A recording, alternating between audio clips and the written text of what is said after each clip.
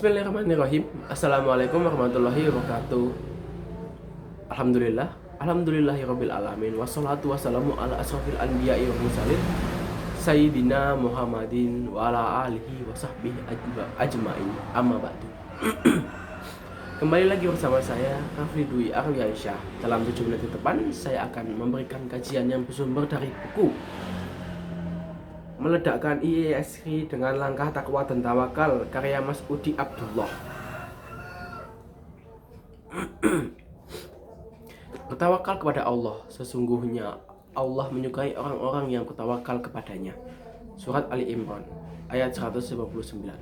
Tawakal berarti penyerahan diri secara total, bukan penyerahan diri kepada orang yang disukainya, tetapi penyerahan diri kepada Allah dan bukan selain Dia. Bukan pula satu penyerahan diri tanpa disertai dengan amal, melainkan tawakal ialah penyerahan diri di dalam melakukan usaha, langkah gerak dan ikhtiar. Dalam buku Tanbihul Ghafilin, peringatan bagi yang lupa, Abu Baid al-Samarqandi berkata, tawakal itu ada dua macam. Yang pertama, tawakal mengenai rezeki, termasuk pula dalam semua usaha mengenai dunia, maka tidak boleh gelisah risau hati di dalamnya. Yang kedua yaitu tawakal mengenai pahala amal perbuatan, harus percaya dan tenang terhadap kebenaran janji Allah dan selalu khawatir terhadap amalnya karena belum tentu apakah diterima atau tidak. Yang pertama adalah tawakal mengenai rezeki, termasuk pula dalam semua usaha mengenal dunia, maka tidak boleh gelisah risau hati di dalamnya. Seorang ahli hikmah berkata, manusia dalam menangkapi usaha mencari rezeki ada 4. Yang pertama, orang yang mengerti bahwa rezeki itu dari Allah dan dari hasil usaha, maka ia musyrik. Yang kedua, orang yang mengerti bahwa rezeki dari Allah tetapi ia ragu apakah dia diberi atau tidak, maka ia orang yang munafik. Yang ketiga, orang yang percaya bahwa rezeki itu dari Allah tetapi tidak mengeluarkan kewajiban, bahkan digunakan untuk maksiat, maka ia orang yang fasik. Yang keempat, orang yang percaya bahwa rezeki itu dari Allah dan usaha itu hanya sebagai sebab yang tidak mempengaruhi, lalu ia mengeluarkan kewajiban atau tidak digunakan untuk maksiat kepada Allah, maka ini adalah orang mukmin yang tulus dan ikhlas. Nabi Muhammad telah menyerupakan orang yang bertawakal dengan burung yang pergi pagi hari untuk mencari rezeki dan pulang pada sore hari, padahal burung itu tidak memiliki sandaran apapun, baik berupa perdagangan, pertanian, pabrik ataupun kerjaan tertentu. Namun dengan usaha yang sungguh-sungguh, pergi pagi pulang sore, serta yakin kepada Allah sebagai tempat bergantung segala sesuatu, ia mencari rezeki. Sungguh seandainya kita bertawakal kepada Allah dengan sebenar tawakal, niscaya kita akan diberi rezeki sebagaimana burung. Mereka berangkat pagi dalam keadaan lapar dan pulang pada sore hari dalam keadaan kenyang. Hadis riwayat Tirmizi, Ibnu Majah. Dalam hadis tersebut tidak ada isyarat yang membolehkan untuk meninggalkan usaha. Sebaliknya, justru di dalamnya ada isyarat yang menunjukkan perlunya mencari rezeki. Maka orang yang menginginkan rezeki serta menghendaki agar orang lain mendoakan dirinya agar mendapatkannya, ia harus berusaha keras dengan sebab-sebab yang bisa mengantarkannya untuk mendapatkan rezeki tersebut. Tidak mungkin orang mukmin terus-menerus berada di masjid, bahkan meskipun di Masjidil Haram, hanya dengan duduk dan beribadah kepada Allah seraya mengharap rezeki dari Allah. Tentu Allah tidak akan mengabulkannya tanpa Dia sendiri yang mencari sebab-sebab rezeki tersebut. Langit tidak mungkin sekonyong-konyong menurunkan hujan emas dan perak. Bukankah para nabi dan para sahabat adalah orang-orang yang tawakalnya jauh di atas kita? Tetapi mereka adalah orang yang tidak pernah berpangku tangan dalam mencari rezeki Allah.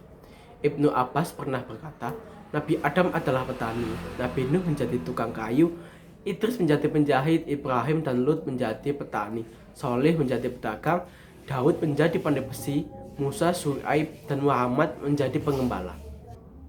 Imam Abdul Qasim Al-Qushairi berkata, ketahuilah sesungguhnya tawakal itu letaknya di dalam hati.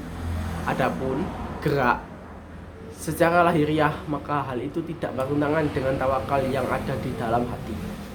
Setelah seorang hamba kini bahwa rezeki itu datangnya dari Allah. Jika terdapat kesulitan, maka hal itu adalah karena takdirnya.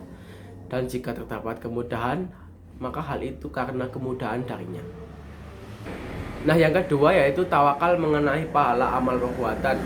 Harus percaya dan tenang terhadap kebenaran janji Allah dan selalu khawatir terhadap amalnya karena belum tentu diterima atau tidak.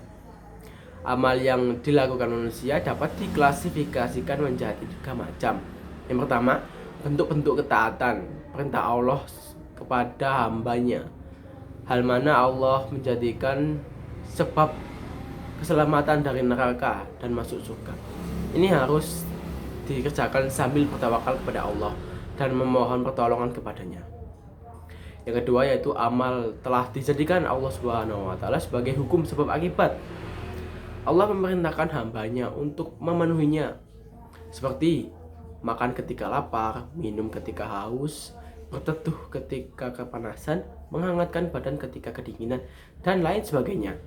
Semua ini hukumannya wajib, dan barang siapa mengabaikannya sehingga terjadi mara bahaya, padahal ia mampu untuk mengusahakannya, maka ia berhak mendapatkan hukuman. Yang ketiga, amal yang telah dijadikan Allah sebagai hukum sebab akibat pada kebanyakan dan keumumannya. Misalnya obat-obatan. Lewat obat-obatan inilah Allah menurunkan obat penyembuh berbagai macam penyakit. Langkah berobat ini bukan berarti kita ridha terhadap takdir Allah, karena langkah berobat juga merupakan kebaikan yang ditakdirkan oleh Allah kepada hamba-hambanya. Diriwayatkan Abu Ubaidah bin Jarrah pernah bertanya kepada Umar radhiyallahu anhu sewaktu ia lari dari penyakit taun. Katanya, "Mengapa Tuan lari dari takdir Tuhan?"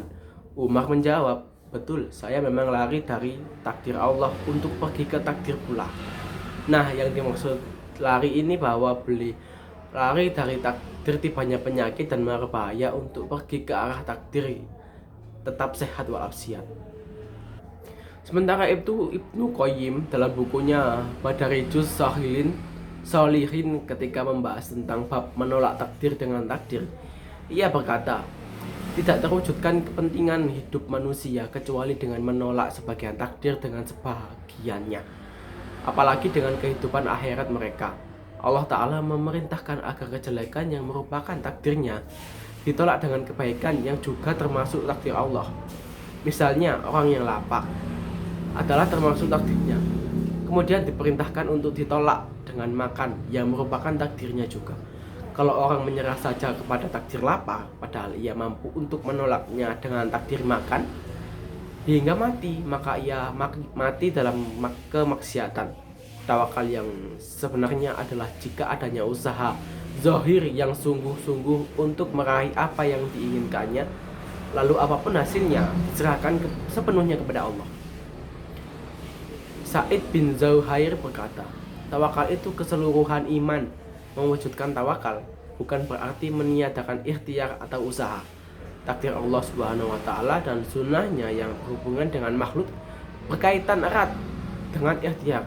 Allah memerintahkan ikhtiar sekaligus bertawakal, berusaha dengan anggota badan sebagai bentuk ketaatan kepada Allah, dan bertawakal dengan hati sebagai manifestasi iman kepadanya. Seorang ahli hikmah juga pernah berpesan kepada kita sebagai orang yang beriman harus menyadari 4 hal ini dengan sepenuh hati supaya dapat bertawakal kepada Allah. Yang pertama yaitu kita harus menyadari bahwa rezeki yang diperuntukkan kita tidak akan dimakan oleh orang lain. Karena itulah kita harus selalu merasa senang. Yang kedua, kita harus menyadari bahwa karya kita tidak akan dikerjakan atau direbut orang lain. Oleh karena itu kita harus selalu sibuk. Yang ketiga, kita harus menyadari bahwa kematian akan datang dengan tiba-tiba. Oleh karena itu, kita harus selalu siap menghadapinya. Yang keempat, kita harus menyadari bahwa kita tidak bisa lepas dari pengamatan Allah dimanapun kita berada, dan kita harus malu kepadanya. Karena itu kita harus bertawakal kepadanya. Nah, sekian kajian singkat kali ini. Semoga bermanfaat bagi kita semua. Nantikan kajian saya berikutnya pada episode selanjutnya. Terima kasih. Wassalamualaikum warahmatullahi wabarakatuh.